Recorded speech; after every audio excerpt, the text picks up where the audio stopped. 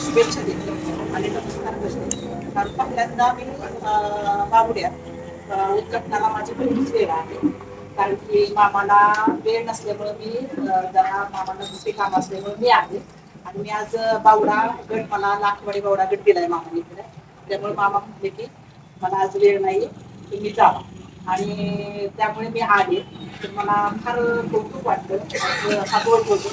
कारण की हा रोड मी आता मतदान होईपर्यंत जाणार. त्यामुळे मला रोज हा बोर्ड दिसणार आहे. तर मला असं म्हणायचं आहे की आज मामाने इंदापूर तालुक्यात 6,000 कोटी निधी दिले. तर ज्यावेळेस मी ही चौथी टर्म आहे मामा उभा राहायची. पण एकदा मामा पडले होते 10 वर्ष मामा परत आमदार आहे. आणि आता मामा जर तुम्ही साथ दिली तर अजून पण मामा परत आमदार मला तर वाटतं. कारण काय 15 वर्षाच्या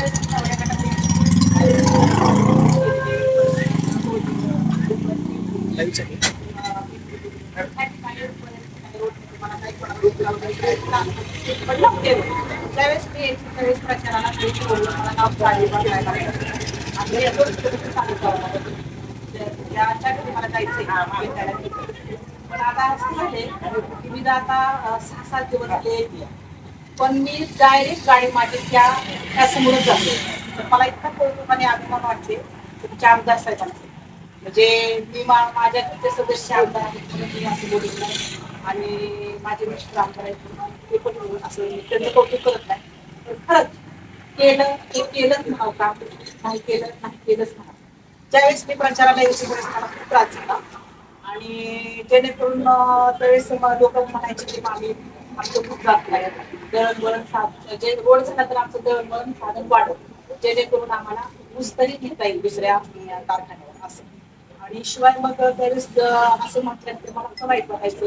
आणि ऊसाचं तुमच्या इकडे कारण काय झाले पाणी भरपूर चांगलं असल्यामुळं पिके चांगले येतं ऊसात गणेश भरपूर बसतो. पण मागे म्हणायचे आम्हाला हा ऊस जाळावा लागतो जाळून कोणी वाटतो आणि आमच्या टोळ्यापासून टोळ्याला नको म्हणायचे की जेणेकरून हा रोड नाही. ज्यावेळेस मी आता फिरते 10 दिवस झालं तर मला असा म्हणायची लोकांच्या केळीच्या बागा आहेत. काही ठिकाणी कांदे आहे आणि काही ठिकाणी मका आहे, काही ठिकाणी ऊस आहे. तर त्या पूर्वी 10 वर्षापूर्वी केळी बागा घातलेली असते. पण मागं म्हणजे असं झालं ना, रोड झाल्यामुळं किती वाढतं म्हणजे दळणवळण साधन वाढतं आणि व्यापारी लोक यायला लागले आमच्या घरापर्यंत पोचायला.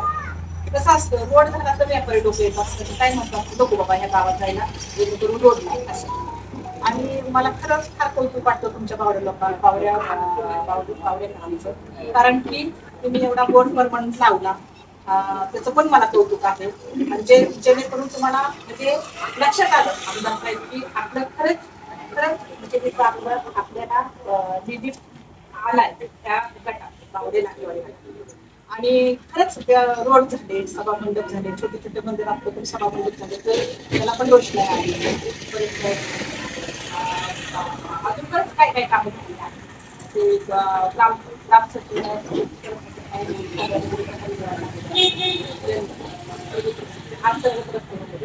जनजीवन झालं आहे आणि छोटे छोटे पूल झाले आहेत. असं बरंच काही झालेलं आपलं दवाखान्याचं असेल काही कोणाचं म्हणजे हा त्या तिकडे गेल्यानंतर बरेच असे सांगितलं माझ्या आईची कोण म्हणजे वडिलांची असं मला अजून तरी येते आणि मला त्याचा लोक वाटते आणि मग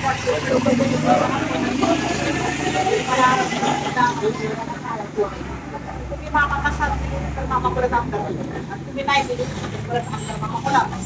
असं म्हणा माणूस हा कसा असतो एकदा पडला की परत उभा राहतो. आता 10 वर्षांमध्ये आमदार आहे. तुम्ही जर आता नाही साथ दिली पडले की परत परत मामा राहू शकतात पण नाही राहू शकतात मी सांगू शकत नाही पण नाही राहू शकत कारण तुम्ही साथ दिली तर आता कसं असतं त्यावेळेस जो व्यक्ती विकास करतो आणि त्यावेळेस त्याच व्यक्तीला म्हणतात की आपल्याला किती चांगलं काय नाव काय करतं काय म्हणतं काय काय ठिकाणी मामानी तोडला रोड आणि तुमच्या तोंडाने लोकांनी सांगितलं डबल बोर्ड लागले लागू दे असं तुमचं मन तर म्हणतंय की मामाने काम केलं ठीक आहे तुमच्या मनात तर आहे ना डबल बोर्ड टाकले तरी चालेल तुमच्या मनात तर आहे मामाने हे काम केलं मला ते गाणी मानते म्हणते मामी काय काय ठिकाणी आम्हाला बळच बोलवण्यात आले आणि उद्घाटन करण्यात आले ठीक आहे म्हणते जावा तुम्ही पण आम्ही आमच्या मनात आम्ही ठेवले की मामानेच काम केलं. कसं असतं ज्यावेळेस तालुक्याचा सदस्य जो आमदार असतो तोच निधी आणू शकतो.